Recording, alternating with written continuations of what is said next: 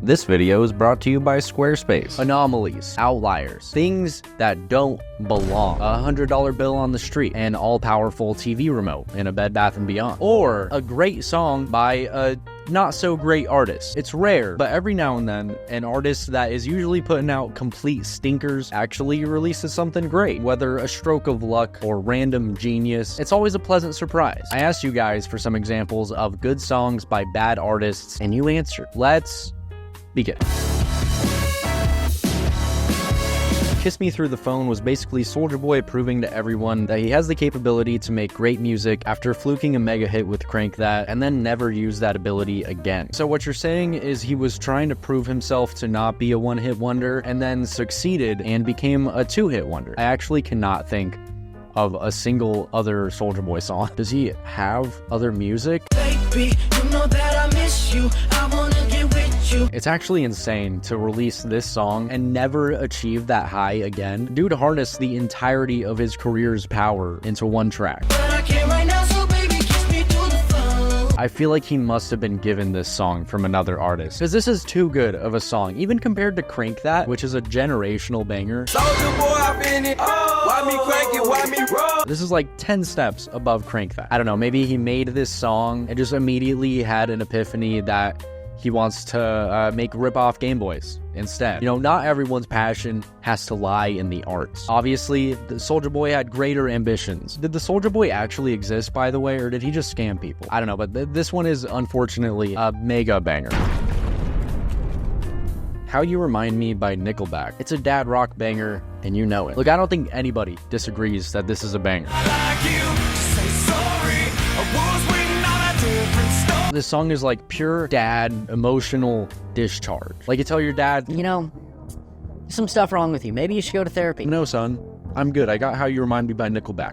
That's how I get my emotions out. Therapy's not real, son. You know, I know everybody makes fun of Nickelback. They're kind of memed on, but are they really bad? I've listened to a couple Nickelback albums in full, and none of them have struck me as straight up bad music. Besides their few hits, they're definitely a band I would consider mid. Like mid in its truest form, not actually meaning bad. I like truly mid. I will never be offended that Nickelback is playing, but I also will not have many positive emotions whatsoever. Did this guy do something bad? I have no reason to think this, but the way he looks, for some reason, he looks like he'd have some allegations. But yeah, this song is amazing. The Nickelback isn't bad. Come on.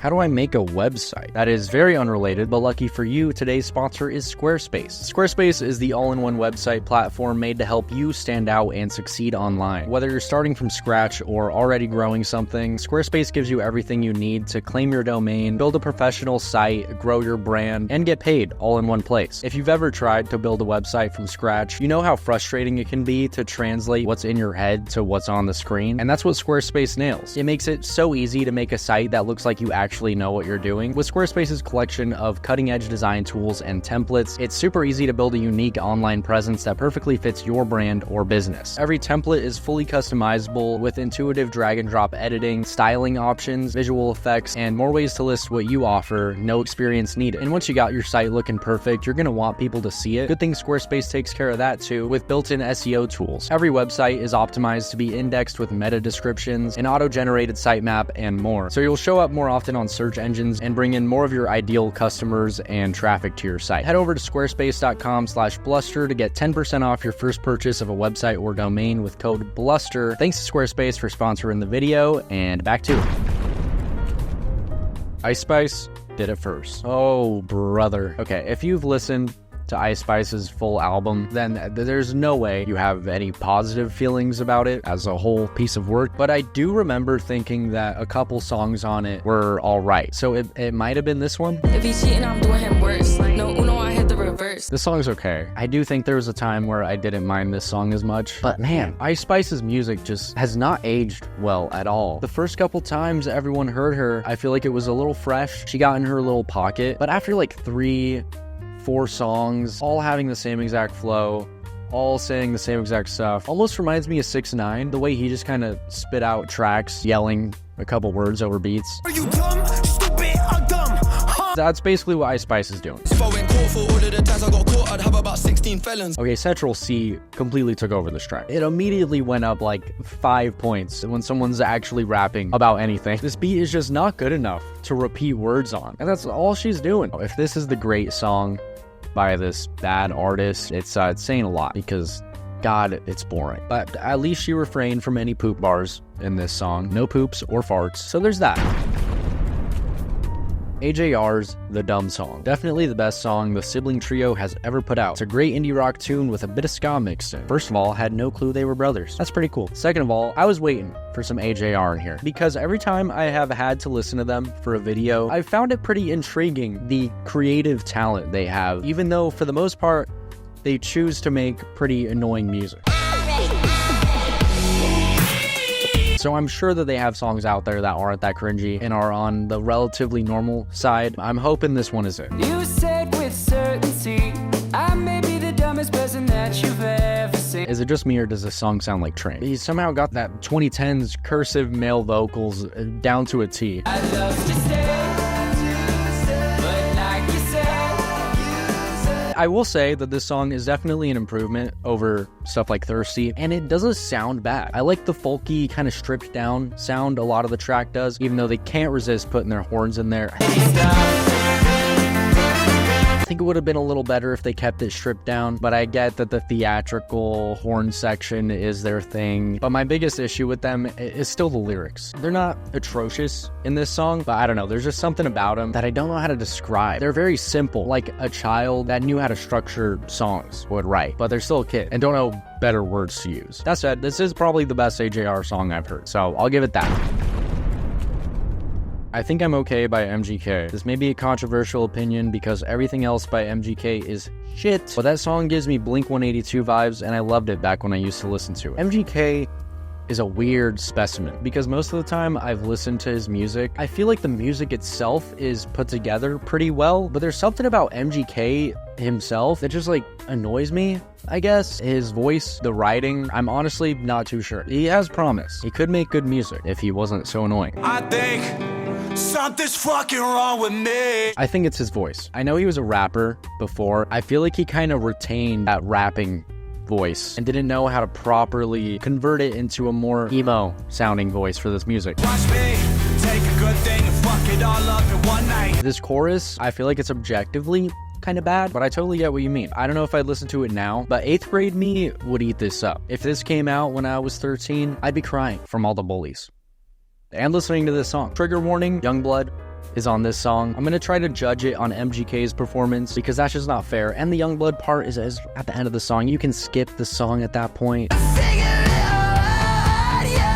Okay, Youngblood isn't that bad on here. And I think I just made a realization that if I was never shown Youngblood's face and seen him singing into the camera, I don't think I would dislike his music so strongly. Why does he do this? MGK though, you have talent. It's very promising. I think you're going places. The Box by Roddy Ricch. I recently listened to his whole discography and it's pretty mid, but the E-er sound is stuck in my head to this day. Love the mustache, by the way. You'll make me blush. Thank you. Yeah, this is one I think about a lot because looking back, Roddy Ricch was basically a one-hit wonder. This song was so huge, and I feel like at the time he really had promise to become like a huge name. But then after this, he kind of just dropped off. I feel like the most memorable thing I've heard him in since then has been a feature in a Kanye amazing beat. So simple, yet so effective. I feel like I could write a whole essay about the beautiful simplicity of this. Oh my god. It's not even just the chorus. This song could have easily just relied on the catchy ass beat and chorus, but even the verses have really memorable moments in them. I can't get over how good this song is. He just had to release one more amazing song and he would have became Soulja Boy. Household name. He could be selling knockoff PSPs in 20 years. But sadly, that's not the case. And he just has one. Destined to be a one-hit wonder forever. It's really a shame. He has got to appear on a Baby Keem album. I feel like he would fit perfectly. They could make The Box too. Hands down, gotta be The Kill by 30 Seconds to Mars. Genuinely one of the worst pop rock bands of the 21st century, but they somehow managed to put out a post-hardcore classic along the way. I completely forgot this band exists. Why do so many bands use threes in their name? 30 Seconds to Mars, Third Door Down, Third Eye Blind, 30 Seconds to Summer. No.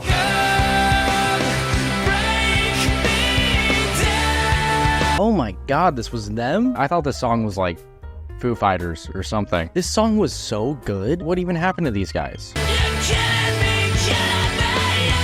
Oh my god, this is Jared Leto's band. Everything is coming into place. Maybe that's just Jared Leto's thing. He gets flashes of talent where you're like, oh, this guy can act.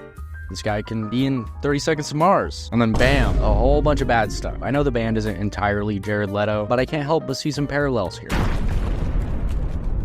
Hate all Skillet songs, but Monster is way too iconic to hate, even if it's still somewhat cringe. You're so right about this one. This song is a classic. I must confess that I feel like a monster. This is true dad music. This is spot on exactly what my dad would listen to in the car. Some Skillet, Korn, Third Eye, 3 Days Grace, is that the name? I think it's 3 Days Grace I'm thinking of. They have one song that's like Animal or something I was obsessed with. The Skillet song kind of reminds me of it. This is one of those songs that an older dude would be like, you ever looked into the lyrics of this song? You know, it's actually surprisingly deep and about drug addiction and being sober. I don't know if that's actually what it's about, but I can feel the essence of a 50-year-old wanting to explain this song so bad. Good pick. Mr. Electric Blue by Benson, Boone. Great instrumental, great vocals. The character portrait painted in the lyrics is concise, and it's catchy as all hell. It's the only song of his that I can listen to unironically without dying a little bit inside. You're lying. You gotta be dying a little teensy bit. Ooh, Mr. Electric Blue. You're so right, though. This really isn't a bad song, and if he didn't already have the reputation he has of being like this inauthentic Walmart, Kohl's background music, I feel like this song really could have popped off a little more. It's very Harry Styles-esque. You got electric soul. I could see Harry basically releasing the same song and it being ginormous. People would be like, it's camp, it's purposefully a little cheesy, Harry knows what he's doing. But just because Benson Boone put out Moonbeam Ice Cream and looks like every YouTuber, people don't mess with it. He rolled a D20 on Aura and he got like a 5, not quite a 1. A 1 would be like Tom McDonald. But I do think the hate for this one is really over-exaggerated. It's really not bad.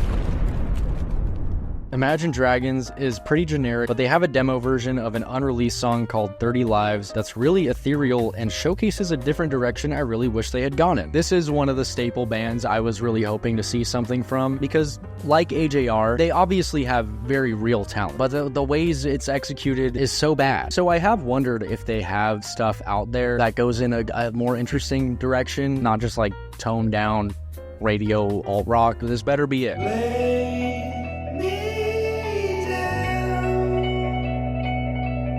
What the f? I knew it. I knew they had it in them. This is really good. More stripped back and folky than their usual stuff.